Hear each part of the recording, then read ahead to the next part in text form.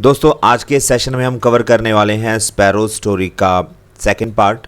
के अब्बास के द्वारा लिखी ये शॉर्ट स्टोरी, जो पहले हम इसका आधा पार्ट जो पहली वीडियो में हम कर चुके हैं। तो आज की इस वीडियो में नेक्स्ट पार्ट हम करने जा रहे हैं। पिछले पार्ट में हमने बात करी थी रहीम खान की। रहीम खान की स्टोरी चल रही है, जिसकी दो एम्बिशंस थी। एक तो उसने सर्कस ज्वाइन करना था और दूसरा राधा नाम की लड़की से उसे प्यार था, उसके साथ उसने शादी करनी थी। पर इसमें जो है वो दोनों ही कामों में वो जो फेल रहा, उसकी ये दोनों जो एम्बिशंस थी वो पूरी ना हो सकें। और उसके वजह से जो है उसका जो बिहेवियर है सोसाइटी के प्रति, अपनी फैमिली के प्रति और जो है अपनी वाइफ के प्रति, वो बहुत ही क्रूरनेस भरा हो गया है। तो जो सोसाइटी है उसे एक्सेप्ट नहीं करती है। सोसाइटी ने भी उसको जो है अलग कर दिया है अपने से, उसके बिहेवियर के वजह से, बिना किसी उसके जो कारण है कि क्या किस कारण की वजह से वो ऐसा हुआ है उसको ना जाने। उसने जो सोसाइटी ने उसको जो है एज अ क्रूल पर्सन जो है बना दिया है कि बहुत ही जो है वो शैतान है एक तरीके का सोसाइटी के लिए। तो यही स्टोरी अभी तक हम पढ़ चुके हैं। और इसमें जो उसकी वाइफ है उसको छोड़कर जा चुकी है और उसके जो दो बच्चे हैं वो भी उसको छोड़कर जा चुके हैं। तो आगे अब शुरू करते हैं इस कहानी का second part. At that very moment, standing on the threshold of the room where his wife awaited him much as a sheep awaits the butcher. कहते उसी वक्त जो है standing on the threshold of the room, तो वो जो कमरे की दहलीज होती है उसके ऊपर खड़ा था। Where his wife awaited him much as a sheep awaits the butcher, तो वो जो उसकी वाइफ थी उसका इंतज़ार कर रही थी अपने पति का, जैसे एक जो भेड़ होती है वो एक बुचर का जो जैसे इंतज़ार कर रही होती है कि उसको आकर मारेगा, तो वैसे ही तो वो भी वेट करती हुई दिखाई हुई है। Rahim Khan made a terrible resolve to avenge himself on his parents, his family, on society. तो जो रहीम खान है वो एक टेरिबल होता है भयानक, रिजॉल्व होता है फैसला, तो वो एक भयानक फ़ैसला लेता है यहाँ पे, to avenge himself on his parents, family and society.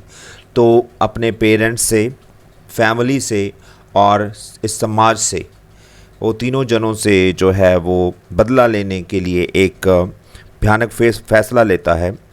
He held them all responsible for the frustration of his life's dreams. तो वो क्या करता है, वो he held them all responsible for the frustration of his life's dream. तो वो उनको जिम्मेदार ठहराता है कि वो जो उसकी लाइफ की जितनी भी जो निराशाएं हैं वो उसके लिए जिम्मेदार हैं। And in his confused illogical mind, in confused illogical mind होता है कि जो उलझा हुआ दिमाग होता है ना किसी का, तो वो वैसा उसका जो माइंड है।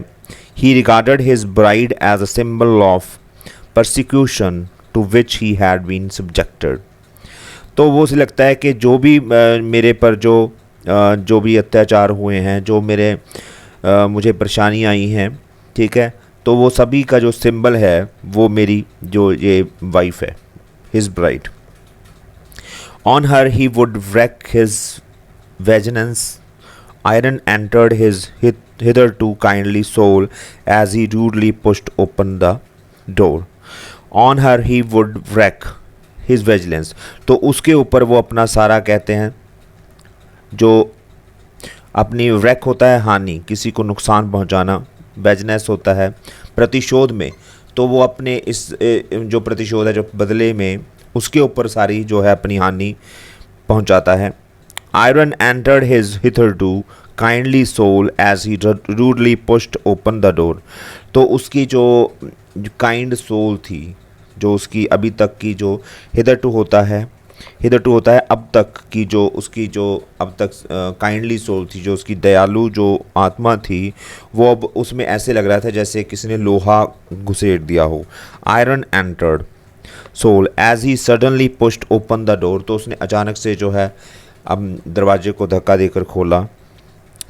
दैट वाज 30 years ago, तो उसको अब 30 साल हो गए थे, पहले की बात है।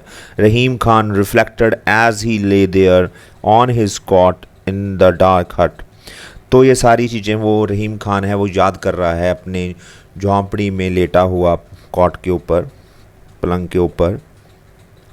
And hadn't he had his revenge, क्या उसने अभी तक अपना बदला नहीं लिया।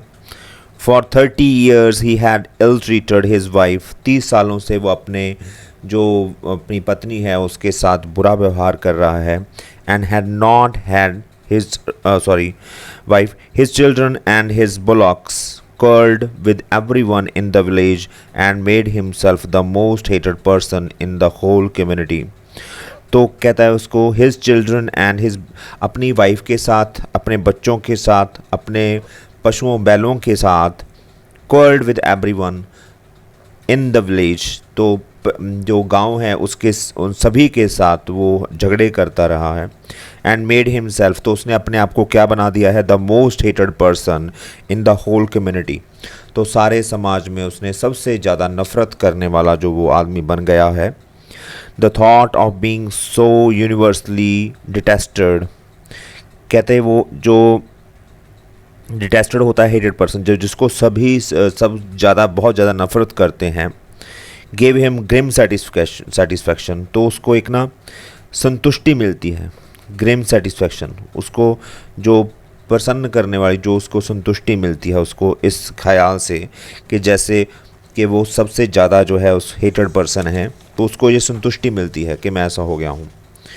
No one in the village, of course, understood or tried to understand the reason for this strange transformation of the cheerful and kind young man into the beast that he had become। तो गांव में किसी ने भी ये जानने की कोशिश नहीं की कि वो जो इतना अच्छा चीयरफुल खुश रहने वाला एक दयालु जो जवान लड़का था, वो एक बीस्ट होता है पशु, एनिमल, के एक शैतान एक एनिमल में कैसे वो बदल गया। तो इसके पीछे जो कारण है उसको किसी ने भी जानने की कोशिश नहीं करी। At first their attitude towards him was one of astonished hostility, तो सबसे पहले तो जो उनका एटीट्यूड था, जो गांव वाले थे उनका जो उसके बिहेवियर के प्रति एटीट्यूड था ना, तो वो हैरानीजनक था और बिना किसी विरोध वाला था। But later it change to indifference mingled with fear, तो उसके बाद जो है धीरे धीरे क्या कहते हैं उसको, वो मिक्स हो गया डर में और इनडिफरेंस, वो उसको इग्नोर करने लगे, बेपरवाह हो गए उसके प्रति। बट वो कहीं ना कहीं उनके पास डर भी उसमें था, मिक्स था गांव वालों के दिमाग में उसके प्रति। Of understanding and sympathy he receive none, तो अगर हम बात करें अंडरस्टैंडिंग की, उसको समझने की, और सिंपैथी की उसके ऊपर, तो उसको कुछ भी रिसीव नहीं हुआ, उसको कुछ भी रिसीव नहीं हुआ गांव वालों से। शन्ड बाय एवरीवन, सभी से दूर कर दिया गया। With the bitterness ever gnawing at his heart, Rahim Khan sought consolation in the unquestioned authority over his wife which society allowed him।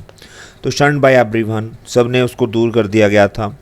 With bitterness ever gnawing at his heart, तो उसके अंदर जो कड़वाहट थी, उसके जो दिल को खाने वाली जो gnawing होती है, जो अंदर किसी चीज़ को खाता है ना, दैट इज़ कॉल्ड gnawing। तो उसके अंदर जो बिटरनेस है उसको खाने वाली, उसके दिल को खाने वाली, Rahim Khan sought consolation in the unquestioned authority over his wife, तो उसको अपने पत्नी के ऊपर अपना बिना किसी सवाल जवाब के अपनी भड़ास है, ठीक है, तो उससे आराम मिलता था।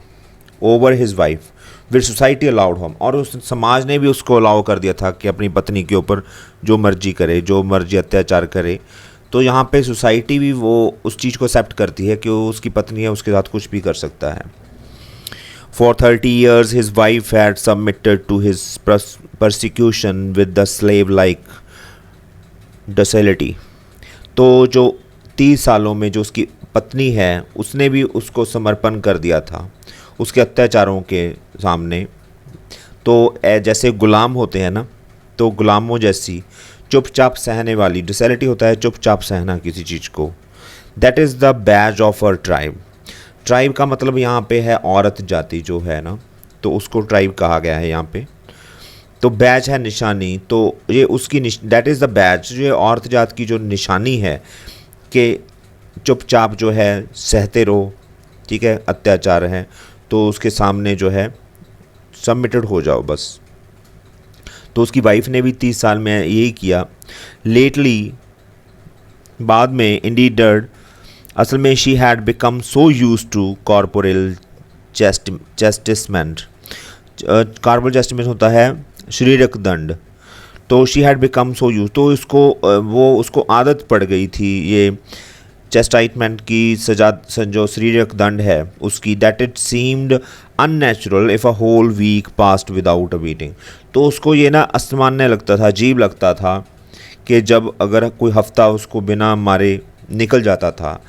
To Rahim Khan beating his wife had become a part of his every day existence. तो जो रहीम खान का अपनी वाइफ को मारना उसकी जो रोज़ाना जो उसकी ज़िंदगी थी उसका एक पार्ट बन चुका था।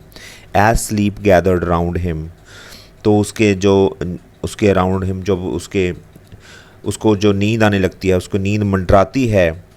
His last thought was whether he would be able to enjoy a life without having an opportunity of indulging in what had now become his second nature.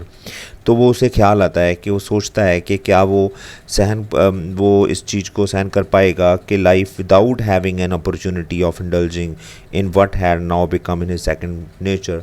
तो उसकी जो आदत बन चुकी थी, उसकी जो प्राकृतिक जो उसकी नेचर हो चुकी थी ना, तो उसके बिना यानी कि उस मार पीट के बिना वो रह पाएगा। It was perhaps the only moment when Rahim Khan had a feeling not exactly of affection for his wife but of loneliness without her. तो ये पहली बार था, it was perhaps the only moment, ये पहली बार एक ऐसा पल था कि जब वो सोच रहा था, वैसे ये फीलिंग्स जो उसको आ रही थी वो किसी अफेक्शंस या प्यार की वजह से नहीं आ रही थी, अपनी वाइफ के प्रति उसको प्यार नहीं था, but of loneliness without her, तो उसके बिना वो ना अकेला पड़ गया था क्योंकि उसको आदत हो गई थी उसको डांटने की, उसको मारने पीटने की। तो अब वो अपनी भड़ास किसके ऊपर निकाले, तो इस वजह से वो लोनलीनेस फील कर रहा था, तो इस वजह से वो उसे याद कर रहा है। Never before had he realised how much the woman he hated was a part of his life. तो इससे पहले उसने कभी ये जानने की कोशिश नहीं की, एहसास ही नहीं हुआ उसको कि वो जो औरत जिसको वो हर रोज़ इतना नफ़रत करता है तो उसकी ज़िंदगी का हिस्सा है वो, ठीक है, पार्ट ऑफ हिज लाइफ, तो हिस्सा बन चुकी है। When he awoke it was already late afternoon. तो अगले दिन जब वो उठा तो वो ऑलरेडी जो दोपहर होने ही वाली थी। And he started the day by cursing his wife. तो उसने अपना दिन जो शुरुआत की वो अपनी पत्नी को गालियाँ निकालते हुए की। For it was she was who used to wake him up early every morning. तो ये उसकी पत्नी थी जो उसको हर रोज़ सुबह जल्दी उठाती थी। But he was in no great hurry today. तो आज पर उसको इतनी जल्दी भी नहीं थी। Lazily he got up. तो वो सुस्ताया हुआ उठा आराम से। एंड आफ्टर हिज एब्ल्यूशंस होता है जैसे जो मुस्लिम्स होते हैं ना, तो जैसे अपने हाथ पैर मुंह धोते हैं, तो वो जो है काम करके after his ablutions milk the goats for his breakfast which consisted of the remains of the previous day's chapatis soaked in the fresh milk। तो उसके बाद उसने जो है जो बकरियां हैं उससे दूध निकाला एंड अपना जो ब्रेकफास्ट तैयार किया, जिसमें क्या था, पिछले दिन की जो चपातियां बची हुई थी उनको फ्रेश मिल्क में, ताज़ा दूध में डुबोकर उसने अपना ब्रेकफास्ट किया। Then he sat down for a smoke. तो उसके बाद वो जो है हुक्का पीने लग गया। विद हिज बिलव्ड हुक्का बिसाइड हिम। तो अपने जो उसको बहुत अच्छा जिसको वो बहुत प्यार करता था, अपना हुक्का जो था उसका बहुत प्यारा, तो उसको लेकर वो स्मोकिंग करने लग गया। Now the hut was warm and alight with the rays of the sun streaming in through the open window। तो अभी क्या है कि जो सूरज की किरणें हैं वो उसकी खुली हुई खिड़की में से हट में आ रही हैं, और जो हट है वो अब गर्म हो चुकी है उन किरणों के साथ। तो यहाँ पे जो राइटर हैं वो उन्होंने बताया है कि जो सर्दी का मौसम है तो उसे वार्मथ महसूस हो रही है हट में। In a corner they revealed some cobwebs and having already decided to absent himself from his fields। तो यहाँ पे ना, तो उसने एक कोने में, जो हट का कोना है, तो वहाँ पे उसने देखा कि कुछ मकड़ी के जाले लगे हुए हैं। Having already decided to absent himself from his fields, तो उसने पहले ही जो ये फैसला कर लिया था कि आज वो खेत नहीं जाएगा। ही thought he would tidy his हट, तो उसने सोचा था कि वो अपनी जो झोंपड़ी है तो उसको आज साफ़ करेगा। Tying some rags to the end of the long pole, उसने एक लंबे लकड़ी के जो डंडा होता है, पोल होता है, उसके एंड में जो है कुछ फटे हुए कपड़े जो है वो बांध लिए। He was about to remove the cobwebs, वो अभी जो मकड़ी के जालों को जो है रिमूव करने ही वाला था। When he saw a nest in the thatched roof, thatch roof होता है घास फूस की बनी हुई जो छत होती है, तो उसने वहाँ पे क्या देखा, उसने एक घोंसला देखा। Two sparrows were fluttering in and out twittering constantly, तो जो दो चिड़ियाँ थीं, यहाँ पे स्पैरोज़ की एंट्री होती है। और देखिए बिल्कुल जो हाफ जो स्टोरी है उसके पास हो जाने के बाद जो है वो स्पैरोज़ एंटर हुई हैं, और इतनी छोटी सी एंट्री में ही इन्होंने जो इस स्टोरी का पूरा टाइटल ही ले लिया है, तो इसके ऊपर आगे हम बात करेंगे। Two sparrows were fluttering in and out twittering constantly, तो वो जो दो चिड़ियाँ थीं वो कभी अंदर बाहर जा रही थीं, ठीक है, उड़कर, और ट्विटरिंग कॉन्स्टेंटली, तो और लगातार जो है चहचहा रही थी। His first impulse was to wreck the nest with one stroke of his pole, तो उसकी जो पहली इम्पल्स थी, जो पहले ही विचार जो उसके माइंड में आया कि वो जो ये घोंसला है उसको एक ही जो स्ट्रोक के साथ, एक ही वार के साथ जो है, इस डंडे के साथ एक ही वार में जो है उसे ख़त्म कर देगा, उसको डिस्ट्रॉय कर देगा। But something with in him made him desist, तो कहीं ना कहीं उसके अंदर कुछ था जिसने उसको रोका। डिसिस्ट होता है रोकना। थ्रोइंग डाउन द पोल, उसने जो जो जो डंडा पकड़ा हुआ था उसको नीचे फेंक दिया। ही ब्रॉट अ स्टूल, वो एक मेज़ लेकर आया। And climbed up on it, तो उसके ऊपर चढ़ गया। To get a better view of the sparrows home, कि ताकि वो जो है उस नेस्ट का, जो स्पैरोज़ का वो जो घर है उसको अच्छी तरीके से उसको देख सके। टू लिटिल फिदरलेस माइट्स, छोटे छोटे जो क्रिएचर्स हैं, बिल्कुल फिदरलेस, जो जिनके पंख नहीं हैं। ऑफ रेड फ्लैश, जिनका रंग लाल है, यानी कि जो आपने देखे होंगे ना छोटे छोटे बच्चे जब जिनके फिदर्स नहीं होते अभी तक, तो न्यूली बॉर्न जो होते हैं तो उनका जो फ्लैश दिखाई देता है रेड फ्लैश था। Baby sparrows hardly a day old, छोटे छोटे चिड़ियों के बच्चे हार्डली, मुश्किल से ही एक दिन जो हुआ होगा उन्हें जन्म लिए, ले इनसाइड, अंदर लेटे हुए थे। While their parents hovered round Rahim Khan's face, तो इसके साथ ही वो जो उसके पेरेंट्स थे, यानी कि जो स्पैरोज़ थी जिनके वो बच्चे थे, वो उनके इर्द गिर्द मंडरा रही थी रहीम खान के चेहरे के इर्द गिर्द।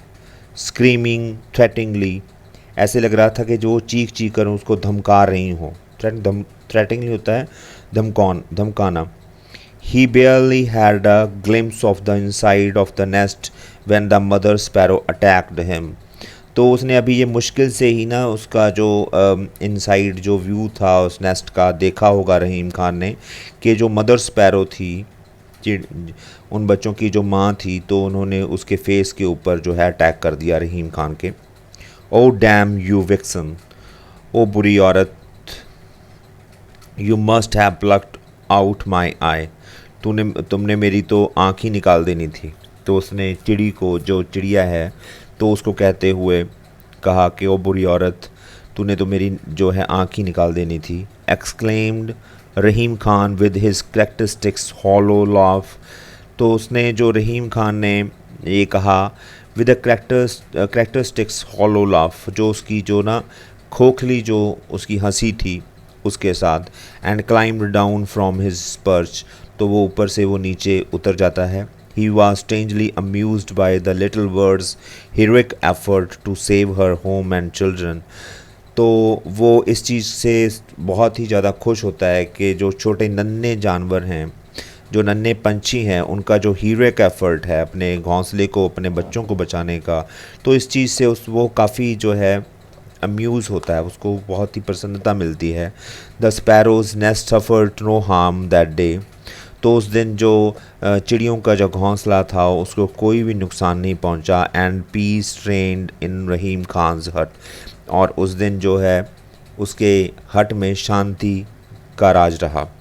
तो यहाँ पे देखो सिम्बॉलिकली जो वो हट थी ना, वहाँ पे हमेशा लड़ाई झगड़ा रहता था, ठीक है। तो अपने परिवार के प्रति किसी के से कोई मतलब नहीं था, तो इतनी अटैचमेंट नहीं थी। तो पहली बार हुआ था कि जो स्पैरोज़ ने उस हट में अपने बच्चों के लिए किसी का सामना किया, अपने बच्चों के लिए लव एंड अफेक्शन दिखाया, और उस दिन जो शांति बनी रही उस हट में उन स्पैरोज़ की वजह से। तो ये सारा कुछ सिम्बॉलिकली दिखाया गया है कि कैसे पहले उस हट का माहौल क्या था, और अब जो ये माहौल है उस हट का, वो अब स्पैरोज़ ने दिखाना शुरू किया कि परिवार क्या होता है, उसकी अटैचमेंट क्या होती है, हमारे बच्चों के लिए हमारी अटैचमेंट क्या होनी चाहिए। तो ये सारा कुछ सीन यहाँ पे राइटर ने पेश किया है। नेक्स्ट डे ही रिज्यूम्ड हिज डेली वर्क, तो अगले दिन वो अपना काम शुरू करता है दोबारा फिर। Still no one talk to him in the village, अभी भी उससे कोई जो गांव है उसमें कोई बात नहीं करता। From morning till late in the afternoon he would toil in the field ploughing the furrow and watering the crops, तो वो सुबह से लेके शाम दोपहर तक जो है अपने खेतों में हल चलाता है, खेतों को जोतता है और पानी देता है अपनी फसलों को। But he return home before sunset, परंतु वो सूरज छिपने से पहले वापस आ जाता है अपने घर। Then he would lie in the on his coat, तो वो अपने जो है चारपाई पे आकर जो है वो लेट जाता है। स्मोकिंग हिज हुक्का and watching him lively interest in antique of the sparrow family, तो वो अपने वहाँ पे बैठा जो कॉट पे बैठा हुआ स्मोकिंग हुक्का, अपने हुक्का पी रहा है, and watching with the lively interest the antics, जो छोटे छोटे उनकी हरकतें हैं ना स्पैरो फैमिली की, तो उसको देख रहा है वो लिवली सामने अपने।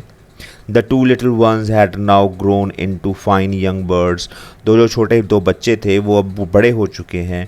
And he called them Nooru and Bundu after his lost sons whom he had not seen for several years, तो उसने जो दो पंछियों के बच्चे हैं स्पैरोज़ के, उनका नाम रख दिया है नूरू और बुंदू, जो कि उसके बच्चों के नाम थे, जो कि उसे काफ़ी साल पहले जो है छोड़कर जा चुके हैं, जिसको उन्होंने काफ़ी साल पहले देखा है।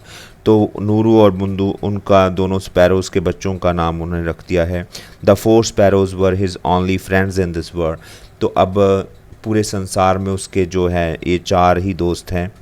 His neighbours were still frightened of him, अभी भी उसके जो नेबर्स हैं, जो उसके नेबर में रहने वाले हैं, वो तो अभी भी उससे डरते हैं। And regarded his recent peaceful behaviour with suspicion, तो उसका जो अभी जो शांतमयी जो बिहेवियर है ना, काम करना है, बिहेवियर है उसका, तो उसको अभी भी शक से देखते हैं। They were genuinely astonished that for some time no one had seen him beating his bullocks, तो वो इस चीज़ से वो काफ़ी हैरान हैं, एस्टोनिश्ड हैं, जेन्युइनली सच में वो काफ़ी हैरान है कि सम टाइम कुछ दिनों से जो उसने अपने बुलॉक्स को, अपने बैलों को नहीं मारा। Nathu and Chitu themselves were happy, तो यहाँ पे जो नथु और चीटू हैं वो बैलों के नाम हैं, वो भी बहुत खुश हैं अपने आप में। तो देखिए मैं पहले भी ये बात कर चुका हूँ कि यहाँ पे जानवरों को भी नाम दिया है राइटर ने, नथु और चीटू, ये दोनों बैलों का नाम भी रखा हुआ है, बट उसकी वाइफ का नाम यहाँ पे कभी कहीं मेंशन नहीं होता। तो यहाँ पे उसकी इम्पोर्टेंस को दिखाया गया है, वाइफ की, नथु की, वाइफ की, उसकी जो रहीम खान की वाइफ है। तो यहाँ पे देखिए नत्थू और चीडू जो उसके बैल हैं वो भी खुश हैं and grateful and their bruised bodies had almost heeled.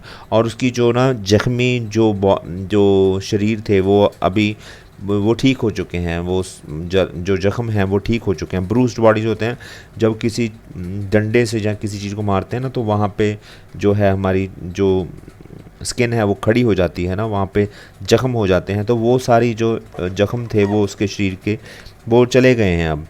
तो इस बात से नथु और चीडो भी काफ़ी खुश हैं। वन मानसून इवनिंग, एक बरसात की रात में, when the sky was overcast with threatening clouds, तो जब जो आसमान था वो भरा पड़ा था बहुत ही गहरे बादलों से, Rahim Khan return from the fields a little earlier than usual. तो जो रहीम खान था वो अपने घर पहले से कुछ पहले आ गया, दूसरे दिनों से कुछ पहले घर पे आ गया। He found a group of children playing in the road, तो वो देखता है कि कुछ बच्चे जो हैं वो सड़क पर खेल रहे हैं। They ran away as they saw him, तो वो उसको देखकर भाग जाते हैं। And even left their shoes behind in their haste, तो इतनी जल्दी में भागते हैं कि वो अपने ना जो शूज़ हैं, जो अपने जूते हैं वो वहीं पे छोड़ जाते हैं। Even when did Rahim Khan shout, तो ये बेकार जाता है कि रहीम खान बोलता है, शाउट चिल्लाता है, why are you running away, तुम क्यों दूर जा रहे हो, I am not going to beat you, मैं तुम्हें मारने नहीं वाला। Meanwhile, it had started drizzling and he hurried homewards to tie up bullocks before the big downpour came। तो यहाँ पे बूंदाबांदी शुरू हो गई है, तो वो जल्दबाजी में अपने घर की तरफ भागता है, तो अपने बैलों को बांधने के लिए, कि इससे पहले कि जो डाउनपोर है, बिग डाउनपोर है, तेज़ बारिश है, वो स्टार्ट हो जाए, तो उससे पहले वो अपने घर की तरफ भागता है ताकि वो अपने बैलों को बांध सके। एंटरिंग हिज हट, अपनी जब वो एंटर होता है अपनी हट में, Rahim Khan lighted the earthenware oil lamp, तो वो अपने जो मिट्टी के दिए होते हैं उनको जलाता है। And place some crumbs of bread for the sparrows before he prepared his own dinner, तो अपने खाने को बनाने से पहले वो जो स्पैरोज़ के लिए कुछ ब्रेड क्रम्स, कुछ बुर्कियाँ जो होती हैं चपाती की, उनको तोड़कर वो रखता है उन स्पैरोज़ के लिए। ओ नूरू ओ बुंदू, तो वो उन पंछियों को आवाज़ देता है। ही शाउटेड, जलाता है, but the sparrows did not come out, but वो चिड़ियाँ जो हैं वो बाहर नहीं आती। Anxious to find out what had happened to his friends, तो ये जानने की उत्सुकता में कि उसके जो दोस्तों के साथ क्या हुआ, ही peered into the nest and found the quarter scare and sitting huddled up within their feeders, तो वो देखने के लिए उनके घोंसलों में जाता है, तो क्या पाता है, तो कि चार क्वार्टर्ड होता है चार, स्केयर्ड डरे हुए, एंड सिटिंग हर्डल्ड अप एक दूसरे के साथ सिमटे हुए, है ना, विद इन देयर फीदर्स अपने पंखों में सिमटे हुए एक कोने में बैठे हैं।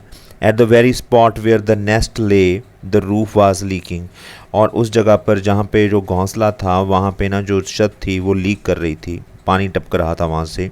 रहीम Khan took a ladder and went out in the pouring rain to repair the damage, तो रहीम खान ने क्या किया, सीढ़ी ली और बाहर निकल गया जो बरसात हो रही थी उसमें, तो उस डैमेज को, उस जो वहाँ पे दरारें पड़ी हुई थी जहाँ से पानी टपक रहा था, उनको ठीक करने के लिए। By the time the job was satisfactory done, तो तब तक कि जब वो जो जॉब थी, वो काम था, वो पूरी तरीके से निपट नहीं गया। ही वॉज थॉरली ड्रेंच्ड होता है बुरी तरह से भीग गया था।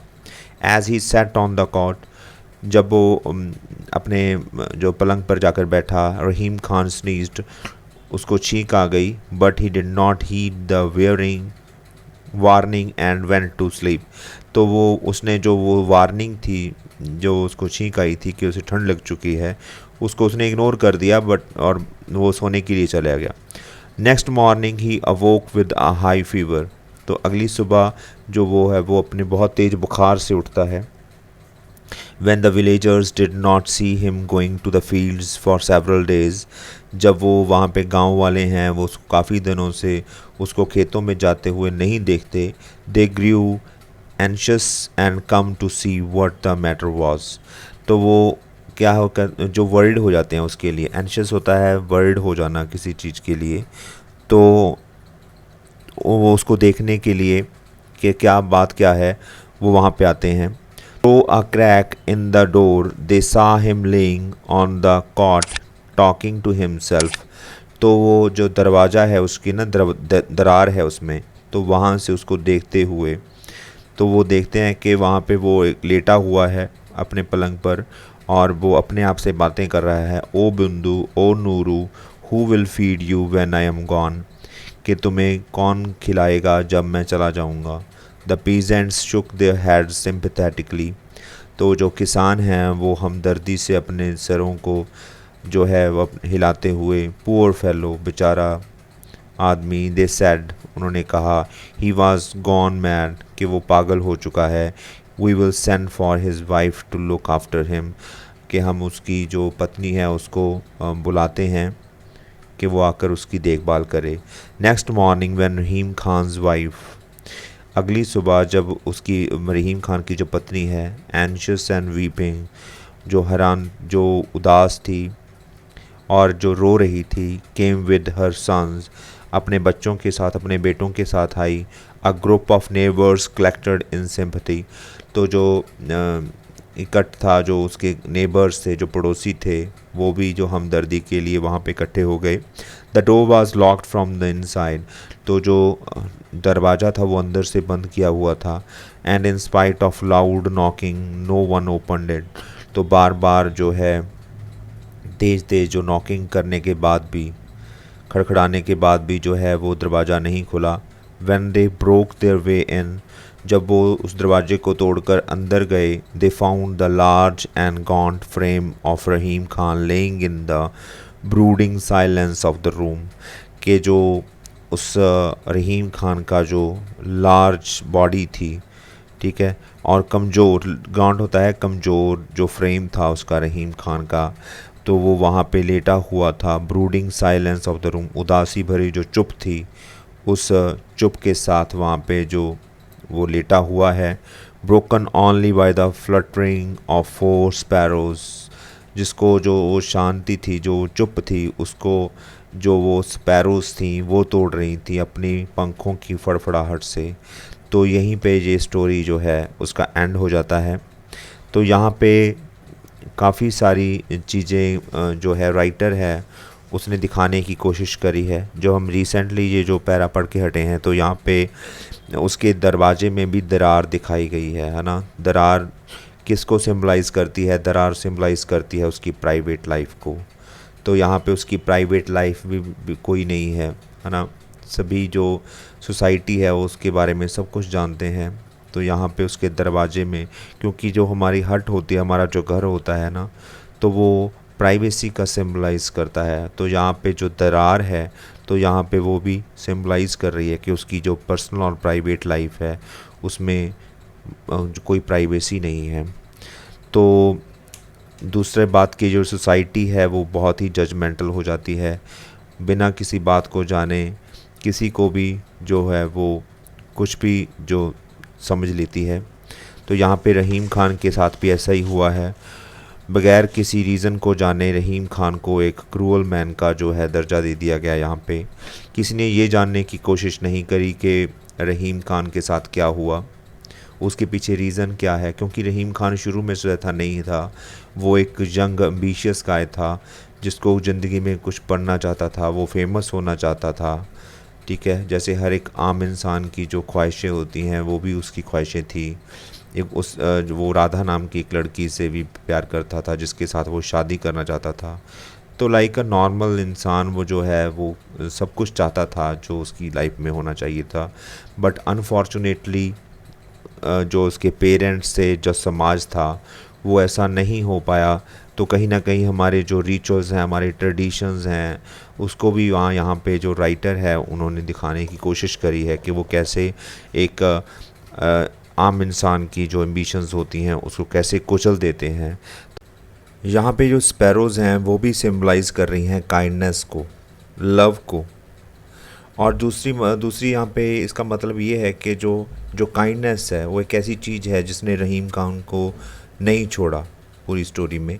जैसे स्पैरोज़ ने हट में कॉर्नर में अपना घोंसला बनाया रखा था ना, वैसे ही रहीम खान के अंदर भी बाद में पता चलता है कि उसकी उसी उसी तरह जो सिंपैथी थी, जो उसकी काइंडनेस थी, वो भी उसके दिल में थी, जो किसी न किसी कॉर्नर में पड़ी थी।